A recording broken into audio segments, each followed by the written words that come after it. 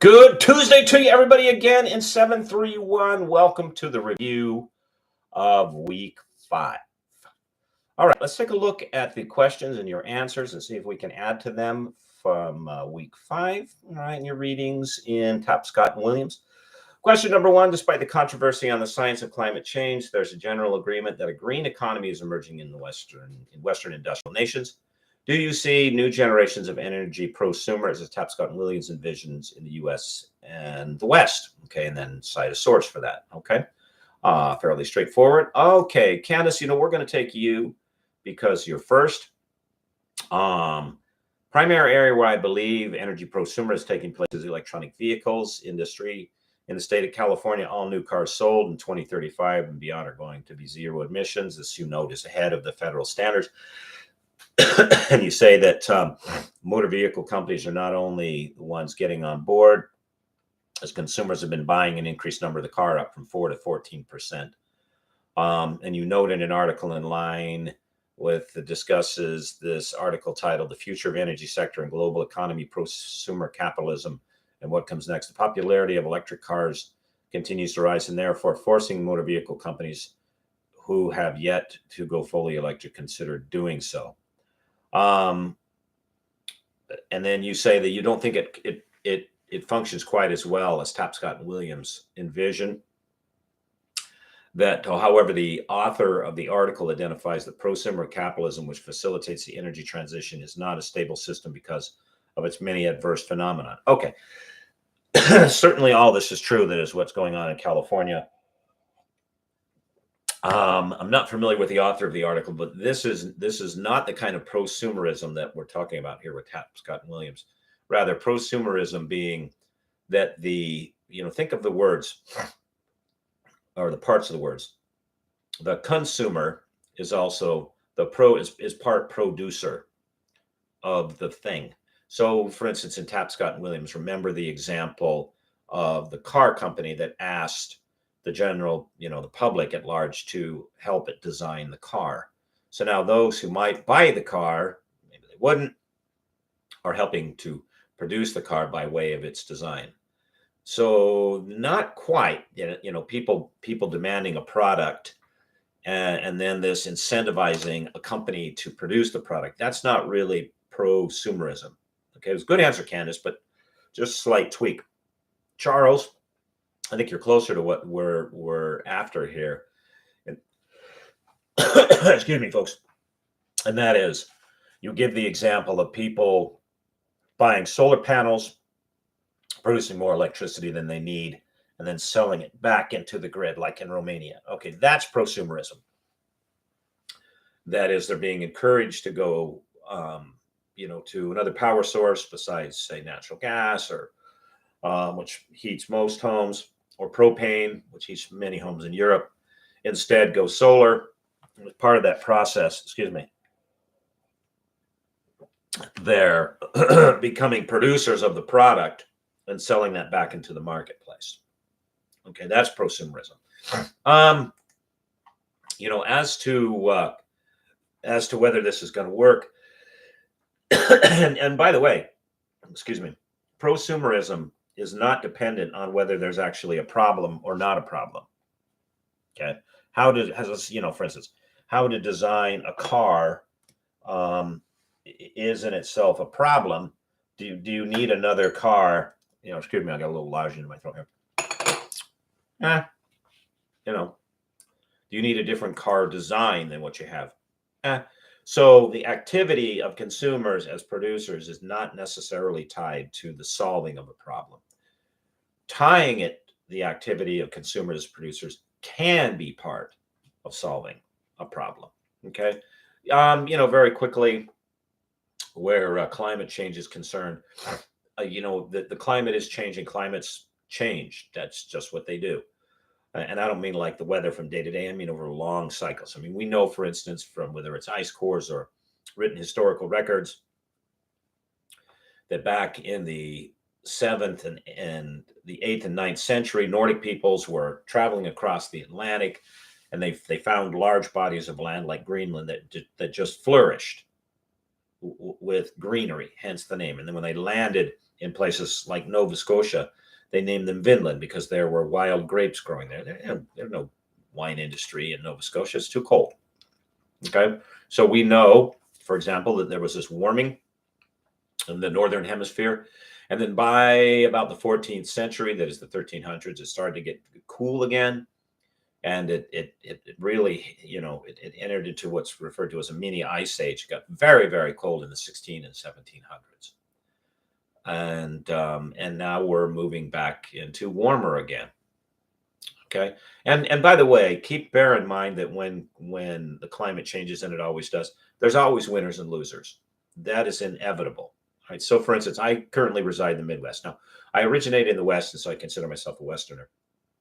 But in the Midwest, the effects of the change are proving to be largely positive. We are not experiencing the droughts that they are experiencing in the West. We, our summers are, we don't suffer from high temperatures in the summer because of the increase of rainfall. So, it gets, by way of personal comfort, nobody likes hot and muggy, but by way of the mainstay of the economy throughout the Midwest, that is agriculture, this has been a tremendous benefit. The amount of available water, replenishing a water table that large sections of agriculture in the Midwest depends on. In fact, it's a huge aquifer that's going up, that's being replenished because of the additional rainfall. And the temperatures in the winters, they're going up. That is, the cold is becoming milder and milder, which allows farmers to plant earlier and keep crops in longer. That's a benefit. So it's been beneficial. So when climate, and I don't tell you that by way of, sucks to be you, coastal people, but when climates change, as they always do, there's always going to be winners and losers. Okay, so bear that in mind when you hear, climate change this and climate change that. Okay, question number 2. Even before COVID, Regent University was moving towards developing the University 2.0, or 3.0, or whatever we're calling it, because it's not like in an official document. University 2.0. That features collaborated learning and knowledge co-produced by faculty and students working together. What particular innovations would you recommend? I like these kinds of questions because I'm interested in what you think. I'm showing my lodgements right now. Ranesh, I think what you had to say here was interesting. Technological innovations with Blackboard, Canvas, Google Meets, Microsoft Teams, Zoom already exist. Collaborating learning needs to be implemented as part of a learning outcome, which will allow students to become active leaders, such as assigning students to lead the discussions where they propose the questions and grade the discussions of assigned work. That's interesting. Students can be set to work in teams to prepare and present learning materials for which they can also write exam questions. Regents could make the process of taking elective courses much smoother. I have taken 3 classes at Liberty, but the process was prolonged and painful, and to get the units transferred. That's true. The reason for that is not technology; it's business. Because one university does not want to give up the revenue generated by taking the credit at its university that you took somewhere else. So it's kind of like, it's a crude analogy, Ranesh, but it's kind of like, well, you go to a restaurant and you go, man, this food is great, but I really wish I had a side dish of, whatever, roasted Brussels sprouts. But this restaurant doesn't have roasted Brussels sprouts. So you go to another restaurant, you buy roasted Brussels sprouts, and you come in and you sit down with roasted Brussels sprouts. And the restaurant's like, what are you doing? And you're like, oh, well, and you ask for a plate and a fork and a knife from that restaurant. And you're like, oh, well, I'm enjoying my roasted Brussels sprouts. And I'm like, yeah, I'm not here. You're not. And you're not going to enjoy them with a plate that we have to pay and then pay to have brought out to you and have cleaned. It's business. Doesn't make it right. No, I'm not saying that. I'm saying that's the driver. Okay. Question number 3. Tapscott and Williams advocate for scientific discovery, knowledge, innovation to become more open in the U.S. during the next decades. Do you believe it will, and why? Let's have a look at you again, Charles. Tapscott and Williams advocate for scientific discoveries, knowledge, innovation to become more open. And you're like, yeah, yes and no. And I usually don't like answers like this. I want you to be definitive, but I think you make a good point, Charles. In the yes category, authors provide examples of Galaxy Zoo, where researchers request help online in classifying galaxy images and receive an overwhelming response. In the no category, Hart, Chin, and Sorka find that COVID information could be politicized for a variety of reasons, including the political, which sort of goes without saying. Politicization inhibits the free flow of discussion of scientific discovery, knowledge, and innovation because people take sides for reasons that are not scientific. Exactly. So, will this work or won't it? Good question. I tend to agree with you, Charles. It's not a yes or no answer. Question number 5. What do you think of the new model of collaborative healthcare? Is it or is it not a solution to the current healthcare crisis? Now, when we say healthcare crisis, we're not talking about access to healthcare. There is no lack of access to healthcare in the United States. You can walk into any hospital and do any emergency room, and they're required to do something for you. You can call 911, and the ambulance is required to show up. And if you request transport to a hospital, they are required to take you. That's the law. Okay. The crisis that we're speaking about is the cost.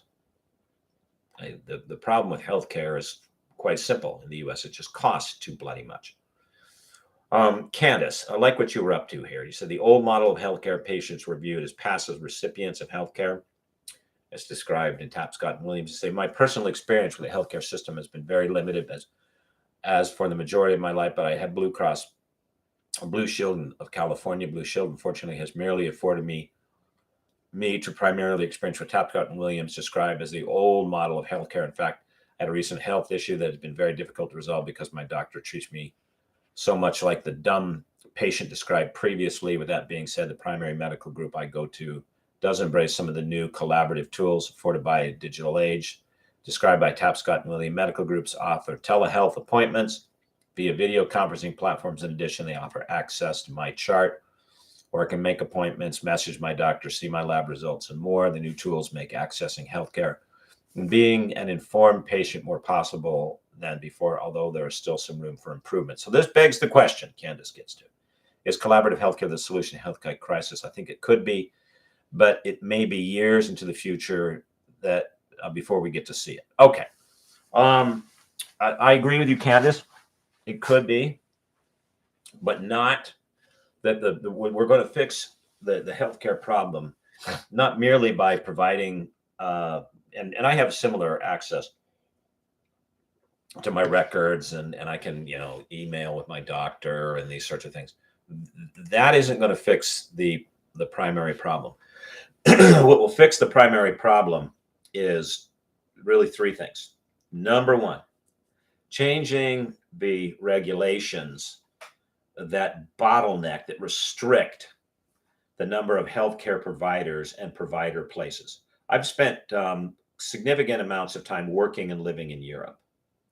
And in countries like Italy and France, they have a system in which pharmacists, for example, are licensed and allowed to make general, simple diagnostic determinations. So if you come in with a sore throat, they look at your throat and say, they go, yeah, okay, that looks sore.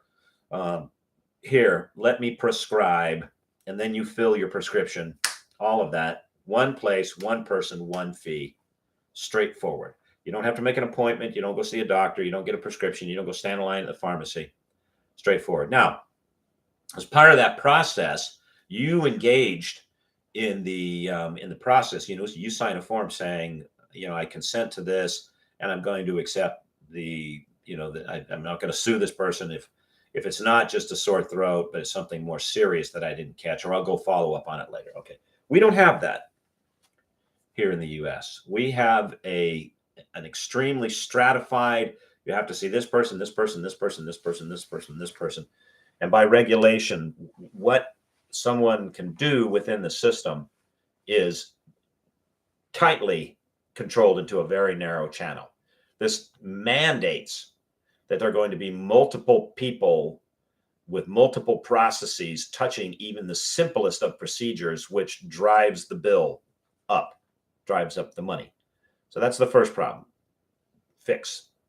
Secondly, we need legislation that disengages the AMA and makes it illegal for some of their practices. The AMA quite intentionally bottlenecks and restricts the number of doctors that come out of medical school and are allowed to practice. And they do this to keep the wage of the provider high.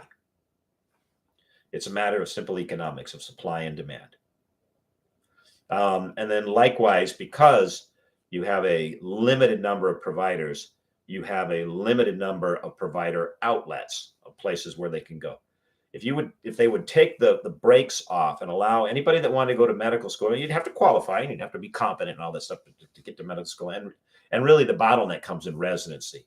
And somebody to do a residency, you would have a flowering of these sort of, critical care or emergent care or quick care clinics that provide most of what is medical contact with the public, which is routine stuff, at a much, much lower cost to us, the consumers. And then finally, and this is the most important change to fix what's going on with healthcare, and that is a requirement of full disclosure of prices for all products and practices. Now, I'm quite familiar with the healthcare system. I've worked in it. My wife works in it for years and years. And so, I've been to the circus and I've seen behind the tents with all the clowns. You may not know it, but if you go into a hospital, if you go into any care center, especially if you're hospitalized, woe to you. Everything you touch and everything that touches you has a barcode attached to it. It's a sticker that gets pulled off and slapped on your chart. And then that chart gets sent down to billing where they scan it, just like you're at the supermarket. The prices of the products and the processes are not only kept from you as a consumer, they're kept from the provider. The doctors and the nurses and the clinicians, they don't know how much this stuff costs. The prices are that hidden. Could you imagine going into a restaurant and making a decision about whether you wanted this side or that side or any side at all with your meal, and asking the provider, or at least the intermediary, like the nurse isn't producing the pharmaceutical, so she's the intermediary, he's the intermediary. Well, how much does this thing cost? How much does the French fries cost as opposed to the roasted vegetables? They go, I don't know. Nobody tells me. Until prices are published, until consumers can see, do I really need this?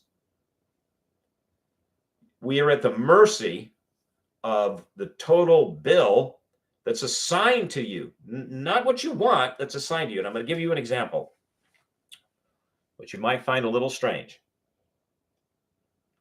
All right.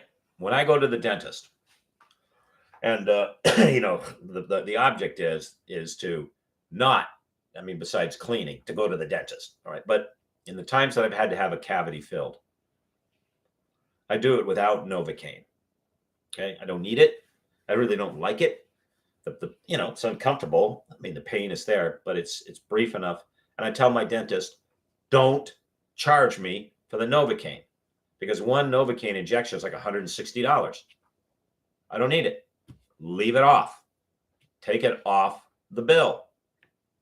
Okay. So it allows the consumer to engage with the process when and by the way, there was no published price of this Novocaine. I had to ask. When the consumer is allowed to engage with the prices of the products, the consumer can start saying, yeah, no, I don't want this. Or, hey, I'm going to go over here.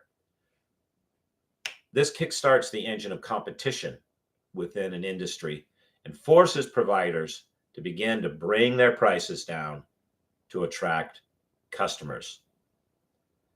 So, there's a way to engage prosumers in this industry for the benefit of the consumer, but not without some serious regulatory changes. Okay, everybody, that's question number 4. So that's it. All right. Have a wonderful, wonderful rest of the week. I'll be grading your papers and I will get back to you. As always, I'm thinking about you. I'm praying for you, and I will see you on campus. Right. God bless. Bye-bye.